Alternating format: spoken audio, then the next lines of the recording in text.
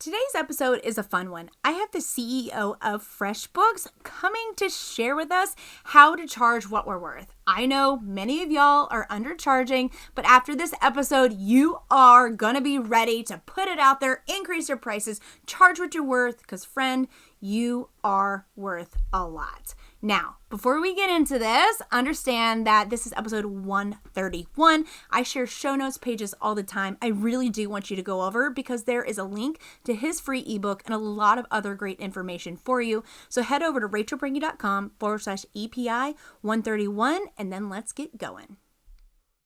Welcome to the Business Bites Podcast, the podcast for busy entrepreneurs. Whether you're an online entrepreneur or seeking after brick and mortar success, this podcast brings you quick bites of content so you can learn and grow anywhere you are. Now here's your host, Rachel Brinky. Hey, before we get into the episode, just a quick heads up. Because y'all are great, awesome, amazing listeners of the Business Bites podcast, you get a special discount through my law firm.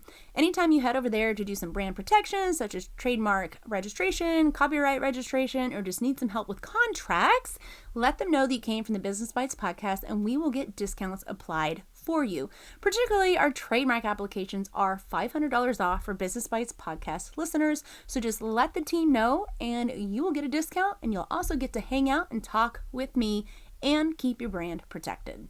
Hey guys, welcome to another week of the Business Bites podcast. As always, I'm your host, Rachel Brinky, and I have Mike McDermott, the CEO and co-founder of FreshBooks. We know y'all know all about it. It's the world's #1 cloud accounting software for self-employed professionals, which is y'all. So Mike, thank you so much for coming on the show. Well, thanks for having me, Rachel. Oh, I'm excited. You know, we had tech issues, we have COVID issues, but you know, this topic just is something that we need to push through and get to. But before we get into this, you know, mindset and execution of charging what we're worth, let's share a little bit with the listeners how you got to where you are, because you didn't start out owning the #1 cloud accounting software. Where did you go and how did you learn value of how to charge? No, we went and built it, didn't we? And so where I started before I started building FreshBooks was I was working for myself, and I had a small sort of design firm, I guess, and we had a variety of billing methods over the years, but charged by the hour, those kinds of things, until one day I accidentally saved over an invoice, said there's got to be a better way to do this, and started writing my own software. Awesome. I love that. I mean, you went from like 4-person design agency using Microsoft Word creating invoices, and now, like I just giggled in the intro, everyone knows FreshBooks. And so obviously I'm very excited to have you here because you went from trying to keep the lights on, you moved into your parents' basement for 3.5 years, you revamped everything, and then, you have the company called FreshBooks. What is one lesson, maybe outside of charging what you're worth, but what is one lesson you learned in that time frame that our listeners can use? Because many of them are on their ground floor. Many of them may be in their basement, especially since it's COVID, listening to this. So what are some tips you can impart upon them?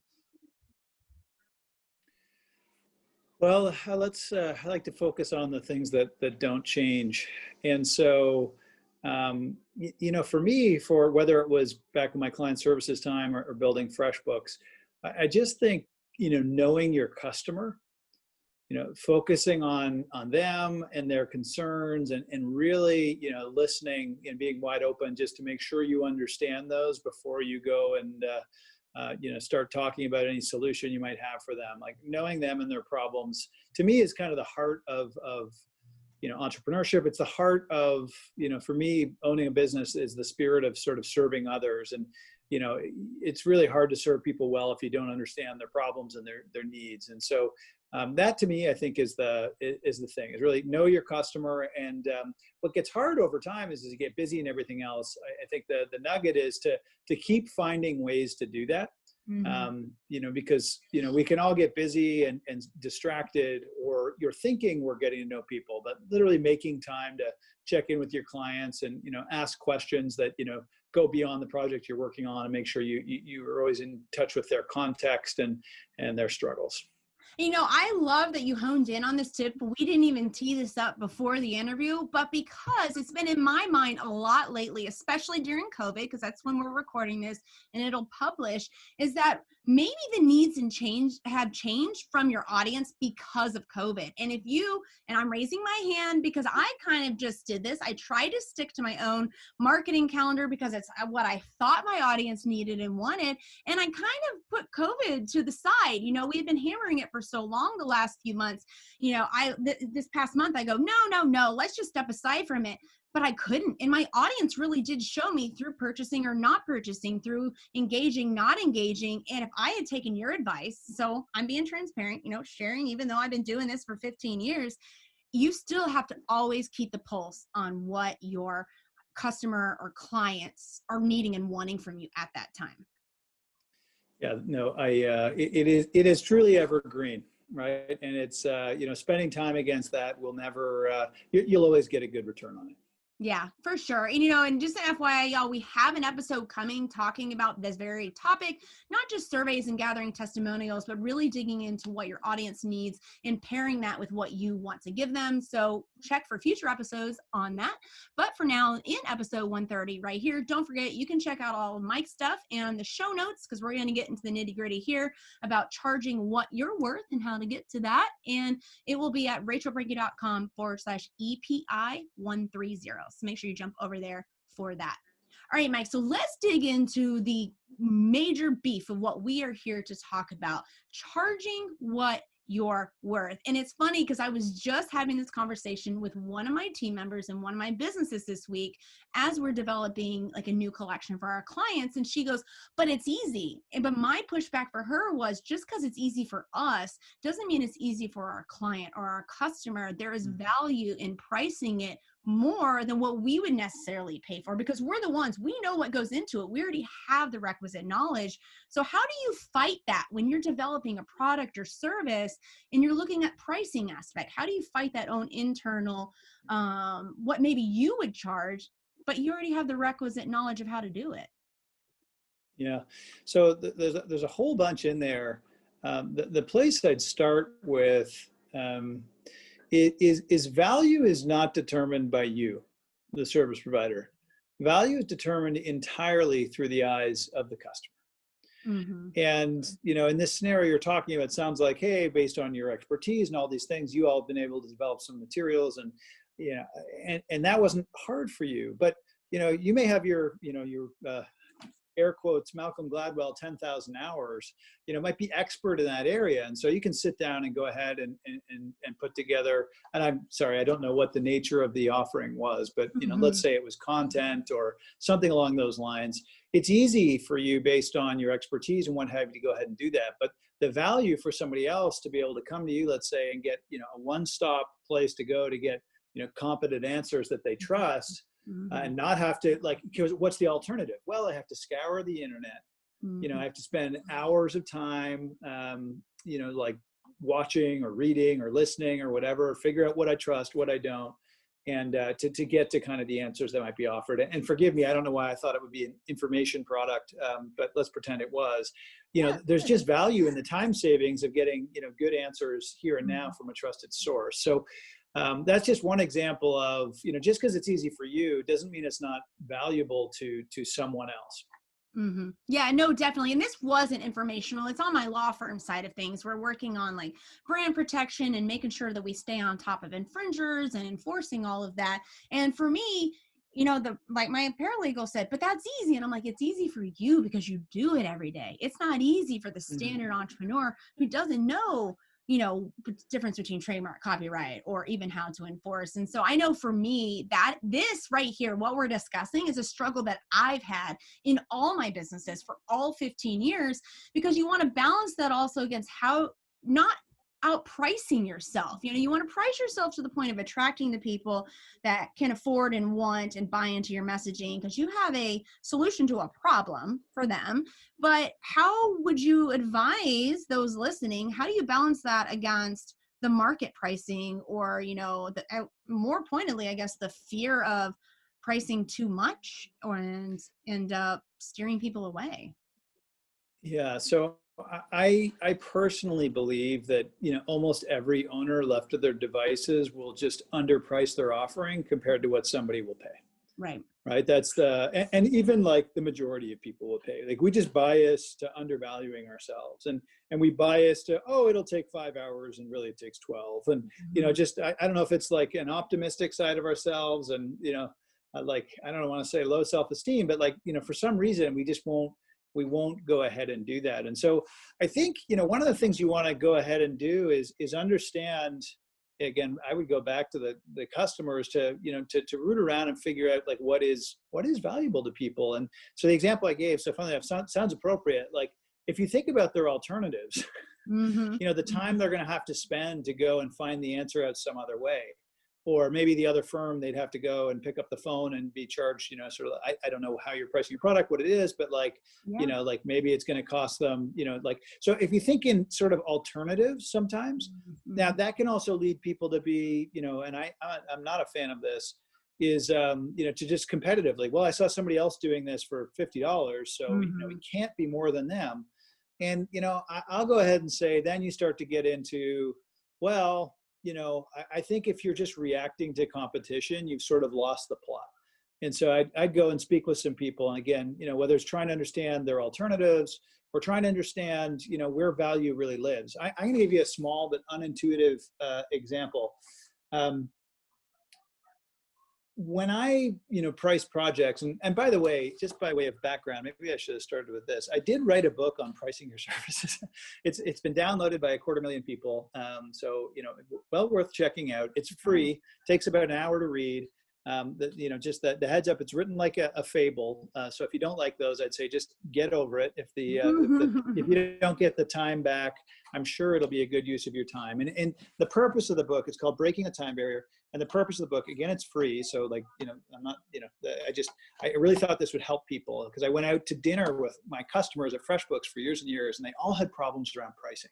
And so I said, geez, why don't I go ahead and write down some of the lessons I learned when I was doing what they did and pricing, for my customers. And the whole purpose of the book is not to solve every single pricing problem, but it's to take you on a journey, like in a mindset shift from, pricing that's either matching or hourly billing to what I call value-based billing, which is around like, seeking to understand the value in the eyes of a customer and sort of pricing accordingly. And so, we can talk much more about that. But let me just go to the unintuitive, one of the unintuitive things about, pricing that I have learned over the years is the following, is when you charge by the hour, and you think about, pricing in projects, when you charge by the hour, people never know how much something you're going to do for them is going to cost. And so, you might want to charge them by the hour because something's going to cost, $1,000, let's say, a little legal engagement for an existing client. But if you were to tell them it was $1,200 in advance, and you don't know, billing by the hour probably will be $1,000 or whatever it is, but they would probably spend the $200 for the price certainty to get the job. 100%. Which is like, oh, that doesn't show up anywhere. That's not obvious. And so my whole point around this is, again, values in the eyes of the customers, and just knowing what the price is going to be and not having to worry about it being too much is, enough for people to pay a little more because it's valuable to have price certainty. Anyhow, small example of how this is a complex and confusing and nuanced topic. And I really do encourage anyone, certainly anyone who's still billing by the hour, which I think is the worst way you can bill, to go ahead and read the book. Agreed. And so actually on top of that, we can just use me as an example. So y'all listening, you can apply this to any sort of type of business, but lawyers by nature are supposed to, quote unquote, air quotes, you can't see me, supposed to bill by the hour. But if you think about it, we all kind of do in a way. And the way that we have transitioned the law firm, much like what you're talking about, Mike, is that the consumers definitely love price certainty. So like we do almost all flat rate stuff at the law firm, especially for our trademark registrations or applications. But how we developed that strategically to make sure that we were not losing money, but also so that we weren't like exorbitantly overcharging the client or outpricing ourselves, is we just kept track of our hours and time that went into that task for a certain amount of period, and we kind of just averaged it out, because some applications you're going to spend more time, some applications you're going to spend less. But we've been pretty consistent over the years, because, and we had another episode last week about systems and processes, and that's really huge in order to have a consistent baseline to see how much time is actually going into a process. What is the workflow? Because that directly connects to exactly what Mike's talking about here. I may know as an attorney that it's going to take me 2 hours to do X, Y, and Z. But then if you're sitting there twiddling your thumbs going, oh my God, what if my bill is actually 16 hours? You as the consumer are not going to want to engage me. Whereas if I've done the work to know that the average time is 2 hours, I can tell you with certainty, flat rate 2 hours. And I also know I'm not going to lose on the back end. And, so it kind of all evens out. And that's the way that we've approached it. And it's an ever evolving process. We still have to keep track of our time internally, even if we're not forward putting that to the client and charging the client by the hour. So I'm absolutely love, Mike, that you said that billing by the hour is the worst, because I know a lot of graphic designers do this, wedding planners, photographers, etc. They start with a baseline and then they do an hour overage, and it can definitely has its place, I think, in the beginning when you're learning how long a specific task or project takes. But definitely read Mike's book. I think that is something that will help to revolutionize and help manage your expectations, your clients' expectations, but also it just makes financial accounting a lot easier, because then you know how many of X you need to sell or secure that month to make your goals. Yeah. So I want to talk about two other things. One, to dislodge anybody who is, sitting there complacently sticking with their billing by the hour. And the other, to start to, get at like, how to go at thinking about value in the customer's eyes. So the first thing is I just want to talk about why billing by the hour is basically unethical. And it's because, the best of my knowledge, it's the only billing method that pits you against your client. Mm-hmm. So you are incented to work longer, and they are incented to have you work less time. Mm-hmm. And, I'm super customer focused. I don't like that misalignment at all. Like, being misaligned with my client is super, super, super, super bad. And so, Rachel, the place you've gone with, hey, once we understand a task well enough, yeah, I might lose money on the odd one, but on the whole, I'm going to be, profitable, and everyone's clear on the pricing. Like, that to me is also, by the way, then as much as I do think it's a good idea to record time inside, you're not doing it with like, I have to present this bill to a client on the other side, which is just dreary and dreadful and depressing, because you literally, it's after the fact and you're pitting yourselves against each other. So in terms of charging what you're worth and understanding the value, like, I'm just a big fan of like sort of consultative, selling and what have you before I start an engagement. And, like, to really get your potential, like you're kind of talking about a project cost. We understand this repeat kind of thing. There are other, and those are kind of rote projects. Sure, a trademark search, we know what that looks like. We've done a whole bunch of those. But there are other projects, maybe it's litigation or something like this, where I don't know if that's a good example or what, but where it's not clear. You have probably an idea of how much time it's going to take you, so like where you'd be losing money, and with what probability you would. Obviously, litigation can go on and whatever, and maybe litigation's a bad example. But I think there's great value in going and probing and understanding, again, the alternatives and how the customer is thinking about their problem, and then sort of co-developing what a solution might look like. And so here's an example. Let's not use litigation. Let's go like drafting a project, like a contract, right, for a particular partnership. So if you get some understanding, you could charge by the hour and go draft that contract. Or you could go ahead and say, hey, tell me about, who the counterparty is. It's a big firm. Okay, I'm going to have to deal with lots of back and forth and whatever it is. Also, there's big risk. Are you really concerned about this? Do you think you're likely to be sued or not? And start to kind of rough out, like, how important is this contract to the success and failure and sort of well-being of my client, right? Like, so, I get pretty quickly an understanding of if they want to spend $500 on it or $50,000 on it.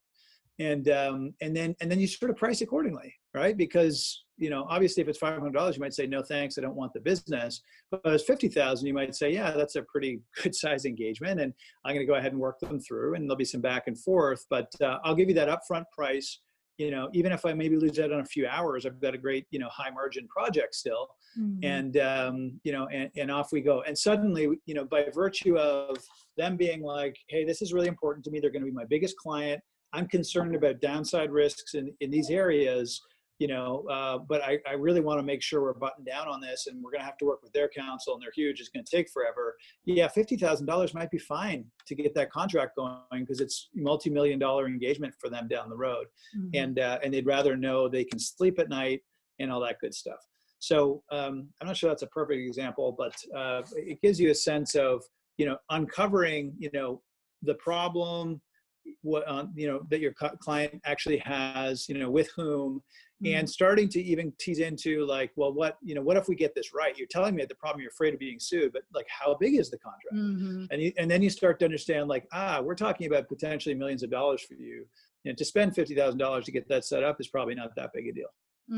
Yeah, no, and the one thing that really pushed me, at least on the law firm side of things, so if y'all are doing services, don't even have to be a lawyer, just doing services, I found that I was being penalized by becoming better at my job, because I was getting the same type of repeat work. So obviously, instead of in the beginning when it took me 3 hours that I could bill for, it was taking me an hour. Well, client A that it took 3 hours for was paying for 3 hours. And then client C was getting the exact same benefit, but only having to pay for 1 hour because I got better. So the clients were getting the benefit, but I was getting the detriment. And it was exactly like kind of circling back to what you said earlier, and I'm going to paraphrase, and we'll pull the quote to put out also on social media because it was so great about the value, correct me if I'm wrong, but the value is in the eyes of the client. So it's how the client or the consumer perceives that. They're the ones that dictate the value and the pricing and the worth, not us on the inside. 100%. And you're right. This is another problem with billing by the hour.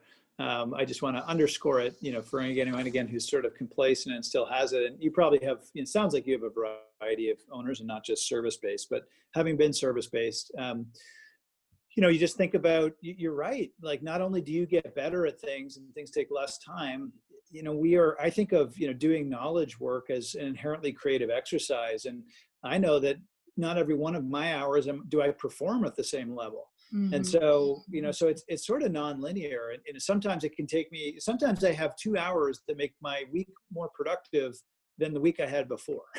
It's you have some breakthroughs or whatever, and maybe some stuff led up to that. But billing by the hour does not account for that sort of non-linear nature of creative work. And so yes. So again, price certainty and paying for the value as opposed to your hours is a good shift for people like that. And I think that applies. So for us, let's say FreshBooks, and you may go to our pricing page and say, Mike, you're not doing this stuff today. And we've done various things over the years, but one of the things you might think about is, for our software that's probably going to save you, I like to frame value in time saved. So, hey, on average, we save you, 4 to 16 hours a month, right? And you might be paying like $20 to $50 a month. Like that's really, really going to be worth it for you. Or you could frame it as, for less than a cup of coffee a day, right? Yeah. So if you go and spend $2 a day at Starbucks, and you're going to spend, $50 a month on your subscription, it's like, wow, like I don't even think about that cup of coffee. And maybe I should swap it for, sort of more efficient ways to run my business. Anyhow, so I think it's another way to kind of think about value to make sure you get your worth is, again, positioned against alternatives or comparables or things from other categories that are non-competitive, and just kind of open people's eyes. So what would you recommend? We've been talking really heavily on service-based. What about those that sell a product? I mean, how do we look at charging what that's worth and in comparison to the market or... So that's good. And I think that the first place I would go to there, if you're a product company, is, to figure out where you are in the brand landscape, right? So are you, is the product you create, is it a story of craftspersonship, and expertise that got you here, and we have the highest level of craftspersonship, and the materials that we use are really premium, and therefore, we're going to price accordingly? Or are we focused on, getting you the absolute, sort of, I'm going to use air quotes, best value as a, another way of saying cheapest, and that's what we're selling on sort of price, or are we selling on, some other less, concrete dimension? And so that's a brand decision. And then I think then how you position your pricing, and, believe me, there's positioning around pricing no matter what you do, services or products. I think your positioning should then, sort of frame your pricing. And so am I trying to compete with the low cost providers, or, am I charging, materially more, but, and having a story around it being materially better? And I will expect to sell less units, but each one of those units will probably be more profitable. And so you may actually have a more profitable business. This is the story of the Google Android phone, which is, let's get the Android operating system in as many people as can and make the phones cheap, versus, Apple and iOS. Yeah, no, agreed. And I think this is one of the things that, especially for many of our listeners, they may be both, right? They may have a end product like being a logo designer, but there's time, like consultative time. So they're also offering services that is in furtherance of getting that product. So we have a spectrum here, y'all. We've got one end of the spectrum where it's just like services, and the other end that is just product. But many of you are a hybrid, and Mike kind of touched on it earlier, talking about it, putting out content or informational type resources. Many of us do that from a freemium model type level now. That's just the name of the game for social media and connecting with audience members. So all of this applies really no matter where you fall in the spectrum. It's taking these pieces and figuring out, these key things that we're going to put in the show notes that Mike's given us here, and factoring it all in. And I think my big encouragement, and then I have a follow-up question for you on this, Mike, my big encouragement is charging what you're worth and pricing and all that's not a one and done. And I feel like along with like the legal stuff, that's one thing many entrepreneurs, especially when they first get in the game, they're like, I got to pick a price and I keep at it. And then they never adjust it. They never adjust it in the future, no matter, great, you get more efficient, maybe you have a better profit margin. But you, as in exactly what you were just talking about, if you are someone that's crafted a really good story and you could sell less units for more, why not capitalize on that? But many times I feel like they get in, and I kind of have done this in a couple of my e-commerce stuff, and I just haven't wanted to make adjustments because I'm like, but it's working. So how do you fight against that fear of increasing pricing or adjusting your offerings so that you are getting compensated for what you're worth as you've built a authority and a brand? So with questions like this, where it's, it's kind of like a fear of change scenario, and these play out in life in many ways, but my approach is to just imagine the worst possible case, right? So let's say we raise our prices by 10% and sales go to 0. What happens? You just readjust your prices again and up your marketing and start over? Yeah, exactly. And so, you probably find out hopefully pretty quickly. And, and so the point is, like, do you survive? And you probably do, right? You probably do. And so it's like, okay, let's try it. And so this can get really, like the thing about services work with this stuff is it's very much sort of the, really your feet are at the fire. You're telling a client you're going to charge them more. And so that conversation, so by the way, I think it's a good job to do some preparation work and know why you're going to want to do it. But what's the worst thing they can say? They can either say, I'm not comfortable with that, or I'm leaving. Yeah. They can say, listen, I don't know what took you so long. I was fully expecting this. I'm supportive. Like there's a whole bunch of ways that conversation can go. And only one of them is presumably a really bad way. Like most of them are probably just fine. They might say, listen, give us 6 months at the same and then up if that's okay with you, because we're in a bit of a tough spot. And it's like, okay, no problem, right? So I think the notion of just experimenting and not being fixed-minded about these things and continuously reevaluating, and whether it's you getting more efficient, and also, by the way, more expert and therefore more trusted, and they're inherently being more valuable. So both more margin and more top line can work in that world. Or just staying, recognizing the landscape's changed and the service you might have charged a lot for yesterday may be pretty much commoditized today for one reason or another, and it's time to change for those reasons just to keep up with that. So there's a whole bunch of it is a continuous reevaluation for sure with pricing. So what do you recommend though when you do this reevaluation? Maybe they're feeling the crunch of, I know I want to make more money or I want to make these changes. How should they implement? I mean, do you just make the changes? I feel like especially creatives, I'm looking at y'all and I say this with love because I was there, but many times people feel like they have to announce this huge big change to their audience or their consumers. I mean, unless they're already someone that is engaged for you for like a very specific service or they've already ordered your product, you're not going to change the game on them. I'm kind of in the mindset, we don't need to make this big, huge announcement.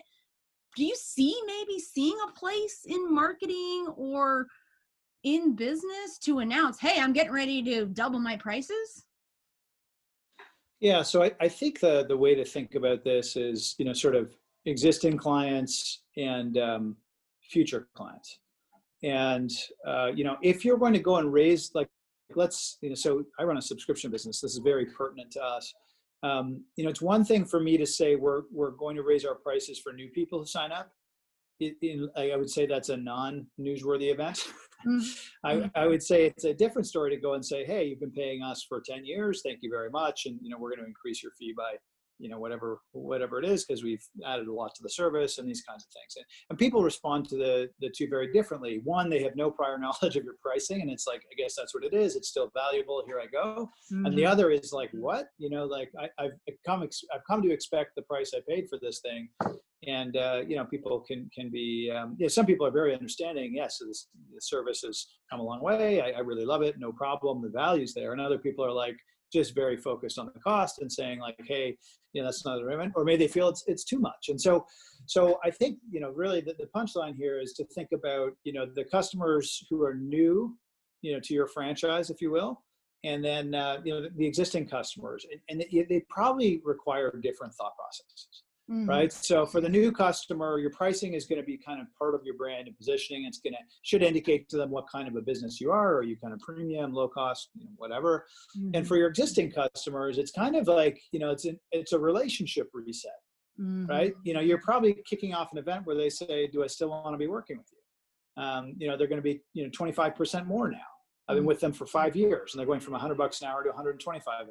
Mm-hmm. Am I okay with that? And, the fact is, everybody is, any business that stays in business for a long time raises their prices. Yeah.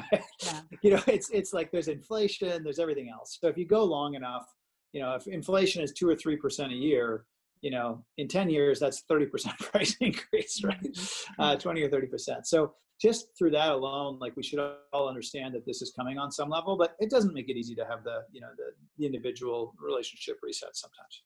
Yeah. And this, like we said earlier, circles back around to what we talked about at the very beginning. What is the value in that customer staying with you, versus what is the time and financial outlay for them to go elsewhere? If I'm increasing my services for the next project by X amount, it probably will cost them X amount to have to start all over with somebody else who doesn't already know their business, who already doesn't know how they work. And that, both sides have to have a new relationship then, and that costs a lot of administrative and financial time. So that's definitely something that I would encourage if you're working with clients specifically, probably more service-based, and you're going to be increasing prices, maybe like first of the year or whatever, and you are going to announce, because we do let our existing clients know.